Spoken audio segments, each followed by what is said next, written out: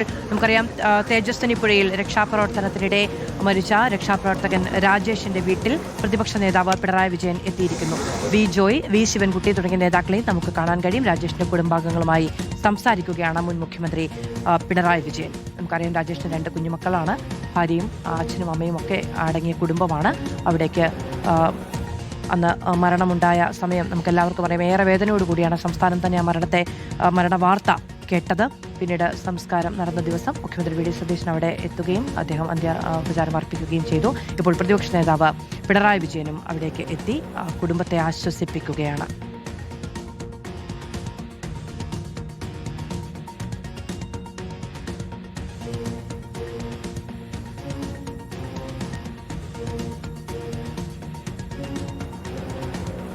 വീടും പരിസരവും കാണുമ്പോൾ എത്രത്തോളം പരിമിതമായ സാഹചര്യമാണ് എന്നത് നമുക്കറിയാം. പുതിയ വീടിന്റെ പണി പോലും പൂർത്തിയായിട്ടില്ല. അതുതന്നെ സർക്കാർ സഹായ പദ്ധതിയിലൂടെ നിർമ്മിച്ചുകൊണ്ടിരിക്കുന്ന വീടാണ്. അതിന്റെ പണി പോലും പൂർത്തിയായിട്ടില്ല. അത് പൂർത്തീകരിക്കാം എന്ന വാഗ്ദാനം മുഖ്യമന്ത്രി നൽകിയിട്ടുണ്ട്, സർക്കാർ നൽകിയിട്ടുണ്ട്. ആ കാര്യങ്ങളിലടക്കം വേഗതയുണ്ടാകാൻ എല്ലാവരും ഒരുമിച്ച് ചേർന്ന് പ്രവർത്തിക്കേണ്ടതുമാണ്. മുൻ മുഖ്യമന്ത്രി പിണറായി വിജയനാണ്.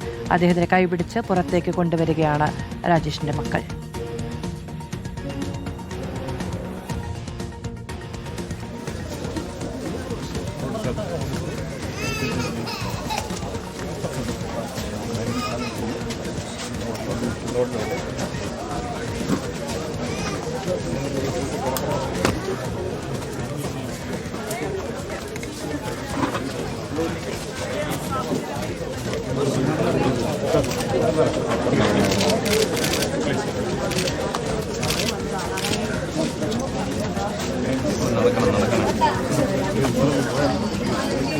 നടക്കണേ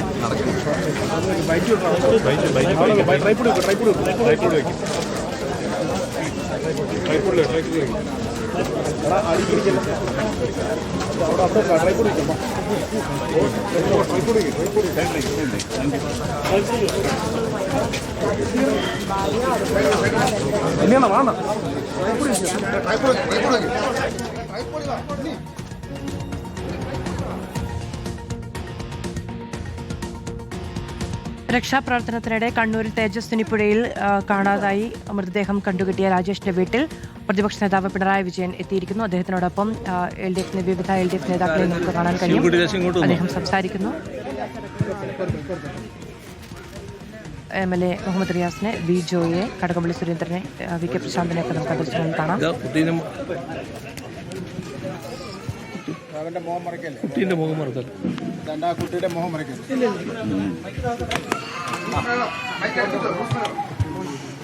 ഉണ്ടായിട്ടുള്ളത് വലിയ നീതിനിഷേധമാണ്. അപ്പം കുടുംബത്തിന് ഇനി കൂടുതൽ കാര്യങ്ങൾ വേണം. കുടുംബം അത്രയും വലിയ ബുദ്ധിമുട്ടിലുമാണ്. അതെ, ഇപ്പോഴത്തെ സ്ഥിതി ഈ 2 മക്കൾ രാജേഷിൻ്റെ മക്കളാണ്. അതോടൊപ്പം ഇവരുടെ അമ്മയെ, രാജേഷിൻ്റെ ഭാര്യയെ കണ്ടു. കഴിഞ്ഞ കാലത്ത് ഇപ്പോൾ സംഭവിച്ച കാര്യങ്ങൾ അതിൻ്റെ ഒരു പരിശോധനയിലേക്കല്ല ഞാനിപ്പോൾ കടക്കുന്നത്. അങ്ങേയറ്റം അനാദരവാണ് നിർഭാഗ്യവശാൽ രാജേഷിൻ്റെ മരണശേഷം ആ ശരീരത്തോട് കാണിച്ചത്. ഒരു തരത്തിലും നമ്മുടെ പൊതുസമൂഹത്തിന് അംഗീകരിക്കാൻ കഴിയുന്ന കാര്യമല്ല.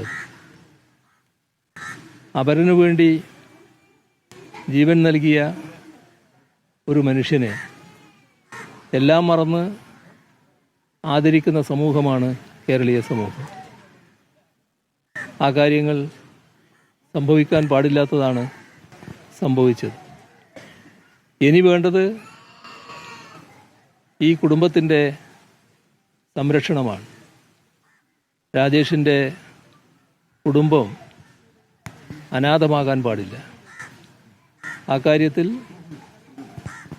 നേരത്തെ സംസ്ഥാനം സ്വീകരിച്ച മാതൃകകളുണ്ട്.